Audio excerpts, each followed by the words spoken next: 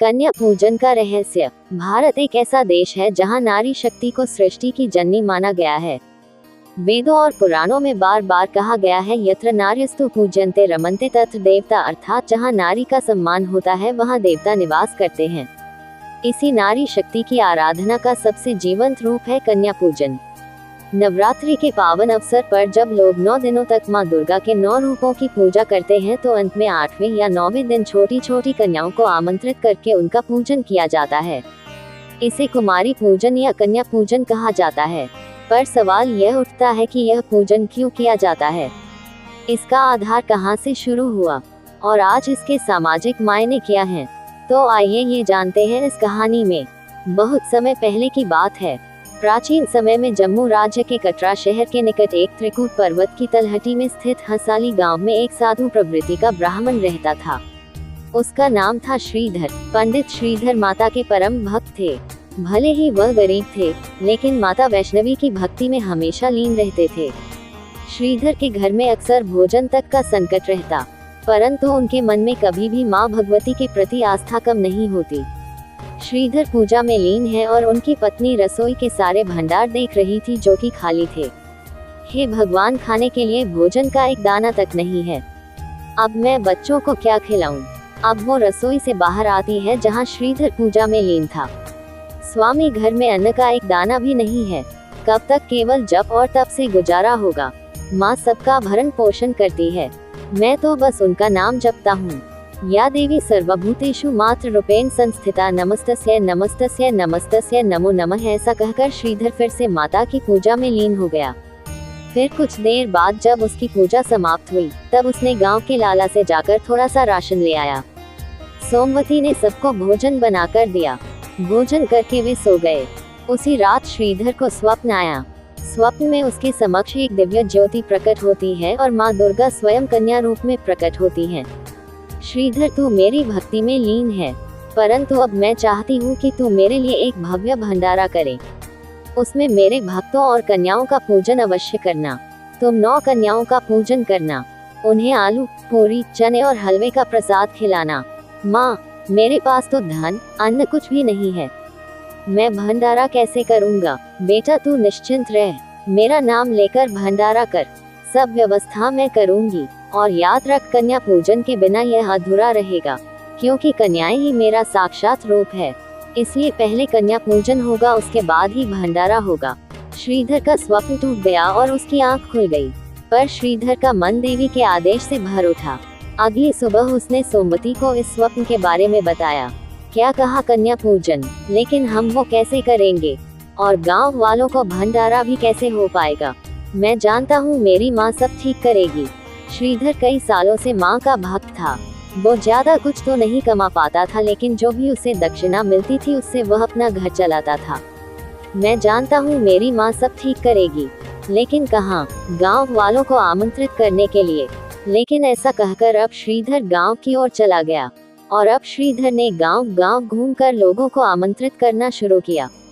रजत भाई, कल मेरे यहाँ भंडारा है और कन्या पूजन भी है, तो आप सपरिवार आ जाना। क्या कहा? कन्या पूजन और भंडारा, वो भी तुम जैसे भिखारी के घर, जिसके यहाँ खुद ही खाने पीने के लाले पड़े हुए हैं। जो भी होगा माँ की कृपा से होगा, आप बस आ जाना। लेकिन श्रीधर ने सबकी हंसी को अनसुना कर दिया। उन्होंने विश्वास रखा कि माँ दुर्गा स्वयं व्यवस्था करेगी। सारे गांव वालों को निमंत्रण देकर श्रीधर घर लौट आया। सुनिए जी, आपने सबको निमंत्रण तो दे दिया, लेकिन 9 कन्या पूजन और भंडारे के लिए हलवा पूरी कहाँ से आएंगे? आप अच्छे से जानते हैं घर के हालात। तुम क्यों चिंता करती हो? बस माता रानी पर भरोसा रखो। अगली सुबह सोमवती और श्रीधर सोकर उठे तो उनके आंगन में सुबह सुबह अचानक चमत्कार हुआ। श्रीधर के आंगन में अनाज, फल, दूध, मिठाई और भंडारे की सामग्री से भरी बैलगाड़ी आ पहुंची।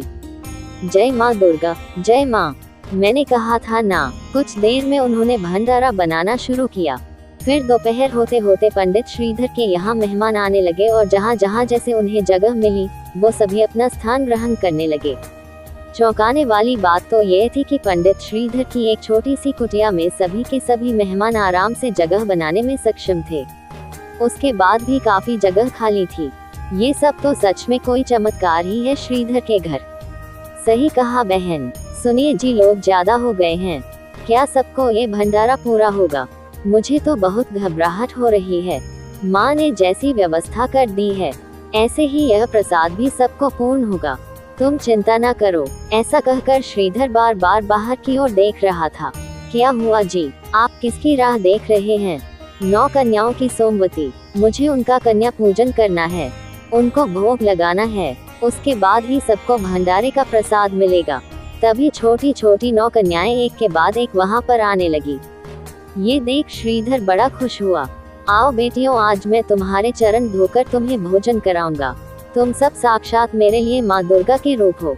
फिर उसने उन सभी कन्याओं के चरण धोए, उन्हें आसन पर बिठाया और हलवा पूरी, काले चने व मिठाई परोसी। कन्याएं भोजन कर रही थी, तभी उनमें से एक कन्या, श्रीधर तूने मेरा आदेश पूरा किया। कन्या पूजन ही सबसे श्रेष्ठ पूजा है। मैं तुझ पर प्रसन्न हूँ। तेरे घर में अब कभी अन्न का अभाव नहीं होगा, साथ ही तुम्हें संतान प्राप्ति भी होगी। कुछ देर बाद भंडारा शुरू हुआ।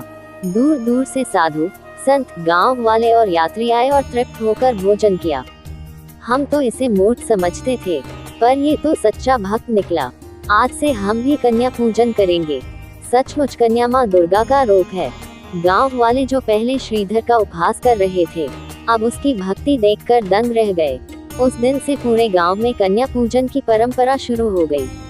आज भारत में हर साल में 2 बार आने वाले नवरात्रों में लोग माँ दुर्गा के 9 रूपों की पूजा बड़े अच्छे से करते हैं और कन्याओं का आशीर्वाद प्राप्त करते हैं।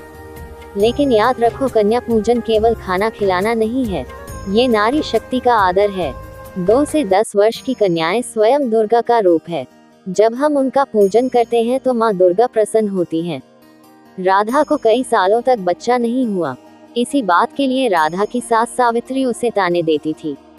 राधा माँ दुर्गा की परम भक्त थी।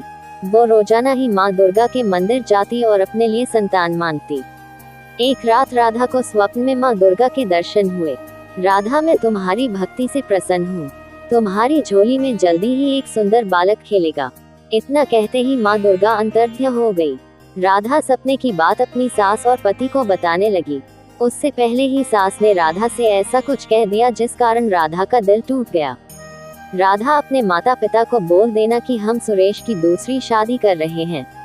तुम तो इस घर को चिराग दे नहीं सकती हो, इसलिए हमें तो दूसरा रास्ता अपनाना होगा। माँ जी, दुर्गा माता ने कल रात मुझे सपने में दर्शन दिए थे। उन्होंने मुझे कहा था कि बहुत जल्द मैं माँ बनने वाली हूँ और मेरी गोद में बच्चा खेलेगा। हाँ, इतने सालों में तो जैसे हमारे घर में बच्चों की लाइन लग गई हो। मुझे विश्वास नहीं है इन झूठे सपनों पर। माँ, इसकी बातों पर ध्यान मत दो। तुम मेरे लिए दूसरी लड़की देखना शुरू कर दो। मैं भी तंग आ गया हूँ। लोग बातें बनाते हैं कि शायद मैं ही बच्चा नहीं कर सकता, पर किसी को क्या पता कि कमी इसमें है, ये बांझ है। अचानक राधा बेहोश होकर गिर जाती है। कुछ देर बाद गांव के एक डॉक्टर ने राधा का चेकअप किया और सबको खुशखबरी दी। बधाई हो, आपकी बहू माँ बनने वाली है। क्या सचमुच हमारी बहू माँ बनने वाली है? ये तो बहुत खुशी की बात है डॉक्टर साहिबा। हम तो कब से इस दिन का इंतजार कर रहे थे। मैं अभी मिठाई लेकर आता हूँ। माँ जी, मैंने आपको कहा था ना, माँ दुर्गा ने मुझे सपने में कहा है और देखिए मेरा सपना सच हो गया। हाँ बहू, तू सच कह रही थी। अब मुझे तुझसे कोई शिकायत नहीं है। बस अब जल्दी से इस घर में बच्चे का जन्म हो जाए तो ढेर सारी खुशियाँ आ जाएंगी। उस दिन से राधा की सास और पति ने उसका खूब ख्याल रखना शुरू कर दिया। इधर राधा बच्चे के आने की प्रतीक्षा कर रही थी।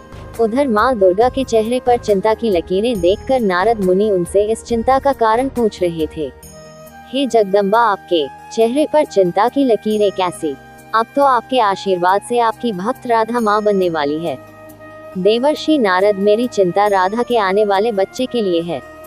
राधा के घर जिस बच्चे का जन्म हो रहा है, वो बच्चा अपने पिछले कर्मों के कारण एक पैर से विकलांग होगा, पर माता आपको ऐसी अनहोनी होने से रोक सकती हैं।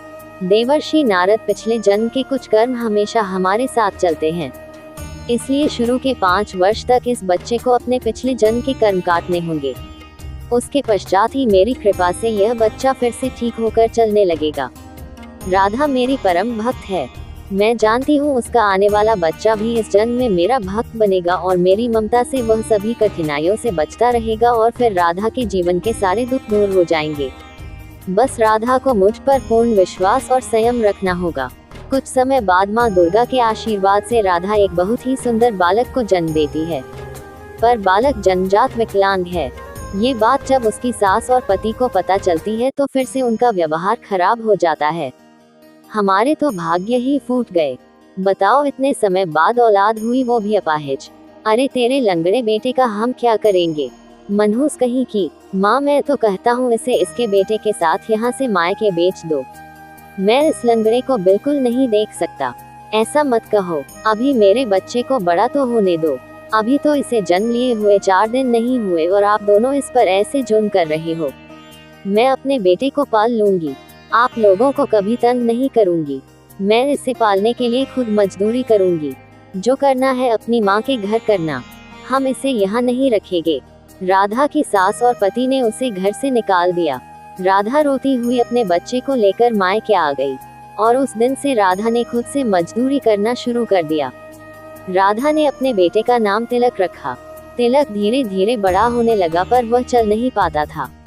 राधा उसे गोदी में उठाकर नहलाती, धुलाती, तैयार करती और माँ दुर्गा के मंदिर लेकर जाती। तिलक राधा के साथ मिलकर माँ दुर्गा की पूजा करता। तभी मंदिर के पुजारी बाबा उसके पास आए और उससे बोले, राधा बेटी, तुम कह रही थी ना वैष्णो देवी के लिए बस जाएगी, तो मैं तुम्हें बता दूं, अगले हफ्ते वैष्णो देवी यात्रा के लिए मुफ्त बस सेवा दी जा रही है। तुम चाहो तो वैष्णो माता की यात्रा पर जा सकती हो। तुम्हारा मन था ना तिलक को माता वैष्णो के दर्शन कराने का? हाँ पंडित जी, मन तो बहुत है तिलक को माँ दुर्गा के मंदिर वैष्णो धाम ले जाने का। वैसे इससे अच्छा मौका मिलेगा भी नहीं। मैं चली जाऊंगी पंडित जी, आप मेरे लिए बोल दो। राधा बहुत खुश थी। वह अपनी माँ के साथ बेटे तिलक को लेकर वैष्णो देवी की यात्रा पर जाती है। कटरा पहुँचने के बाद वह लोग वैष्णो देवी की चढ़ाई शुरू करते हैं। कुछ घंटे बाद राधा वैष्णो धाम पहुँचती है। राधा तिलक को वहीं एक बेंच पर बिठा देती है। माँ, आप तिलक का ध्यान रखो, मैं प्रसाद खरीद लूँ, फिर हम दर्शन को चलेंगे। ठीक है बिटिया, तू प्रसाद ले आ, तब तक मैं तिलक को देखती हूँ। राधा प्रसाद लेने के लिए चली जाती है। नानी माँ, मुझे बहुत प्यास लगी है, पानी पीना है। पानी पीना है बेटा, मैं सामने नल से लेकर आती हूँ। राधा की माँ तिलक के लिए पानी लेने चली जाती है, पर जब वो वापस आती है तो तिलक गायब था। राधा भी तिलक को ना पाकर घबरा गई। दोनों ने भवन पर इधर उधर तिलक को ढूंढना शुरू किया। सबसे पूछा पर कोई भी नहीं जानता था। माँ, तिलक कहाँ गया? वो तो चल भी नहीं पाता है। हे माता रानी, मेरा बच्चा कहाँ है? अभी थोड़ी देर पहले ही तो मैं उसके लिए पानी लेने गई थी, कहीं कोई उठाकर तो नहीं ले गया। हे वैष्णो माता, तिलक की रक्षा करना। एक बार हम भवन के अंदर देखते हैं, कहीं तिलक भवन के अंदर तो नहीं है। राधा तिलक को भवन के अंदर ढूंढती है। तभी राधा और उसकी माँ की नज़र भगवान के दरबार में चल रही माँ दुर्गा के कीर्तन में जाती है। भक्त माँ दुर्गा के भजन गा रहे थे और एक छोटा सा बच्चा उन भजनों पर नृत्य कर रहा था। उसके गले में माँ दुर्गा की लाल चुन्नी थी। वो छोटा बच्चा कोई और नहीं बल्कि तिलक था। राधा और उसकी माँ की आंखों में आंसू आ जाते हैं। माँ दुर्गा के चमत्कार से तिलक के पैर ठीक हो गए थे। माँ दुर्गा ने जैसा नारद मुनि को कहा था बिल्कुल वैसा ही हुआ। तिलक 5 वर्ष का हो चुका था। माँ दुर्गा ने वैष्णो यात्रा का फल दे दिया। राधा के बेटे तिलक के पैर ठीक कर दिए। हे देवी मैया, आपका लाख लाख शुक्र है। आपने अपने चमत्कार से मेरे बच्चे को ठीक कर दिया। मेरा तिलक खेलने कूदने लगा। आपकी जय हो। दुर्गा मैया, आपकी सदा ही जय हो। राधा खुशी खुशी वैष्णो देवी की यात्रा करके वापस लौटती है। अब उसका बेटा तिलक बिल्कुल ठीक हो चुका था। सुरेश और उसकी माँ को जब ये बात पता चलती है कि तिलक चलने फिरने लगा है तो वह राधा को वापस बुलाने के बारे में सोचते हैं, पर राधा उन्हें साफ मना कर देती है। शायद राधा का यह फैसला बिल्कुल सही था। दुख की घड़ी में उन दोनों ने उसका साथ नहीं दिया, उसे घर से निकाल दिया, इसलिए तिलक पर उनका कोई हक नहीं था। माँ दुर्गा का नाम लेकर राधा अपने बेटे तिलक के साथ खुशी खुशी जीवन बिताने लगी। जय माता दी।